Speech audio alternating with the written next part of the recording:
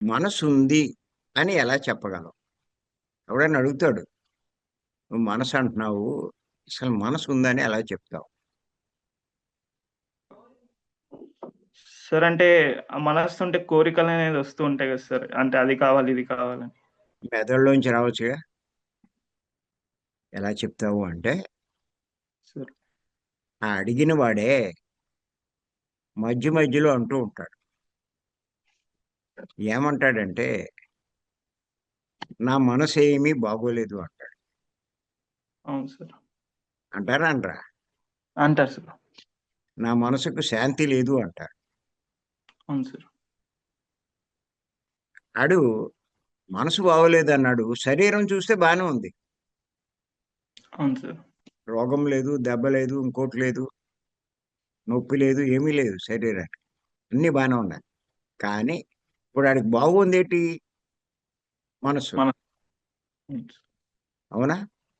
అవును సార్. మరి మనసనేది లేకపోతే, నా మనసేమీ బాగోలేదు అని ఎలా చెప్పాడాడు?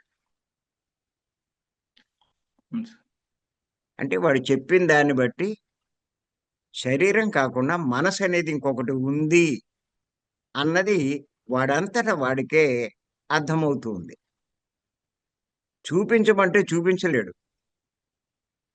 కానీ అది పెట్టే బాధ అనుభవిస్తున్నాడు.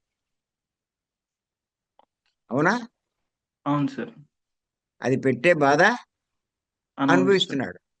అది. "నువ్వు మామిడి పండు తిన్నావయ్యా! సరే. చాలా బావుంది. ఆ రోజు నువ్వు కొన్న మామిడి పండు." నువ్వేమని చెప్పావు? "అబ్బా! ఎంత అద్భుతంగా ఉంది మామిడి పండు. ఒకసారి చూపించు" అంటాడు. చూపిస్తావా? చూపిలేం సార్. ఏమని చెప్తావు? చూపిలేం సార్. అది చాలా బావుంది. నువ్వు గూడా తిను కావాలంటే. ఆ! అది. నువ్వు కూడా దాన్ని రుచి అనుభవిస్తే అప్పుడు నీకు తెలుస్తది. నేను చెప్తే నీకేం అర్థమవుతుంది. అవును సార్. అలాగే నా మనసు పెట్టే బాధ నీకేం తెలుస్తది?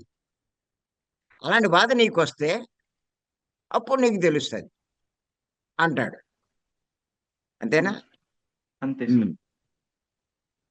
అంచేత ప్రతి ఒక్కళ్ళు అంటారు. నాకు మనశ్శాంతి లేదు అంటాడు. మనసు లేకపోతే మనశ్శాంతి లేదు అనే మాట ఎందుకంటాడు?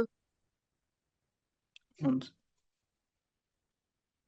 అంటే మనస్సనేది ఉంది అని ఆడంతట ఆడే చెప్తున్నాడు.